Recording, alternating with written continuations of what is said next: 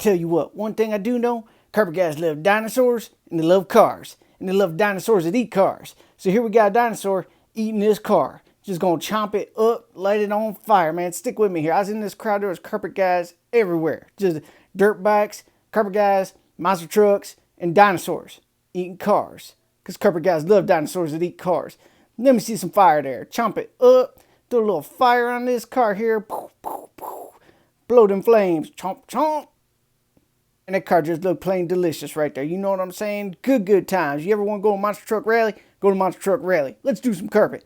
What's good, everybody? It's Carpet Mike here from CarpetExpertBlueprint.com. And in this video, I'm going to share with you how to seam two different carpets together. Not just any plain Jane carpet. It's going to be a pattern carpet here. So here's what I got. We have a PennDOT new carpet going down in the bedroom. We have an existing PennDOT carpet in the hallway. I did a video covering this about a week ago. This is another room from that same job site here. You can't be too specific on sharing how to seam pattern carpets together. So first things first, we lined it up in the doorway and we marked off exactly where the center of the door jamb is, meaning when the door's closed, that tan carpet's going to be on one side, the gray carpet's going to be on the other. You don't want it to overstep either side because when the door's shut, you don't want to see a different color in the other room.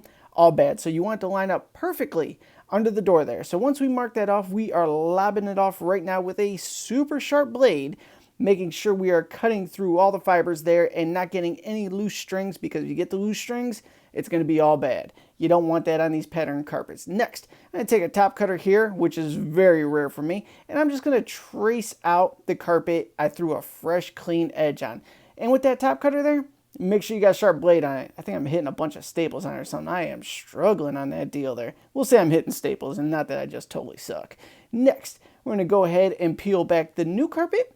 Going to make a little fold on the old carpet. Take my blade down that, and we're going to go ahead and remove the existing part that we're going to be seaming to. Get that out of the way. And then there's a little bit of old seam tape adhered to it. But this carpet's like 25 years old, so we can't do the typical take the seam iron to it, warm it up, and take it off because it's just a dry, rotted mess at the moment.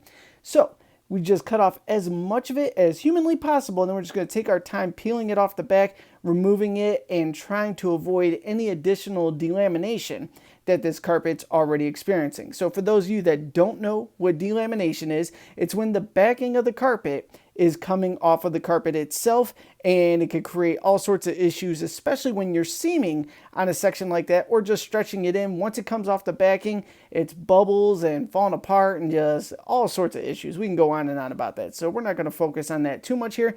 Just know it's a problem and try to avoid it or cut it out so that you don't run into bigger hiccups shortly down the road. So we cleaned it up pretty good there. We're going to go ahead and get our seam tape out. We're going to unroll it wall to wall. Now that we got our excess ripped off of there, we're going to tuck it under one part of the old seam, line it up to the other end, folding the end under and tucking it under. So now it is evenly distributed between the old carpet and the new carpet.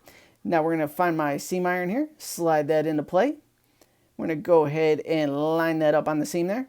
Starting at the door jamb, I'd rather start where the door side is and end up at the opposite end, because the door could get in the way when you go to pull the seam iron out, and you don't need any issues. You just want everything to be smooth sailing and getting paid. So we're going to go ahead and let that sit there 8 to 10 seconds.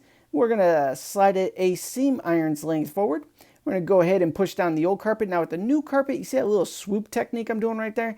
That is basically an in-house hood version of adding seam sealer to the seam without actually using seam sealer. We're just getting a little bit of glue on the seam tape and rolling it into the old carpet there, just the slightest bit. Don't overdo it, because if you overdo it, it'll ooze through and it's a hot mess. So doing it like this, it'll seal both edges and prevent any frays or runners or anything like that just turning into a hot mess and falling apart on you. Now we got the iron to the other end, so we're going to slide it out nice and neatly. Get it in the tray there. We're going to slide down the old carpet. New carpet, we're doing that swoop technique once again, getting everything lined up into place. And once the seam is put together, we're just going to go ahead and tap down the two ends after we cut them to fit the door jamb. tuck them in, and you're good to go. It's as simple as that. So if you have any other questions about the carpet and flooring industry, we got some hot content going to drop this week. But this is fun for Sunday evening, so I truly appreciate you taking the time out tuning into this. Like I said, comment below. You can shoot me a text at 440-678-1151. Thank you so much, and I'll connect with you on the next video.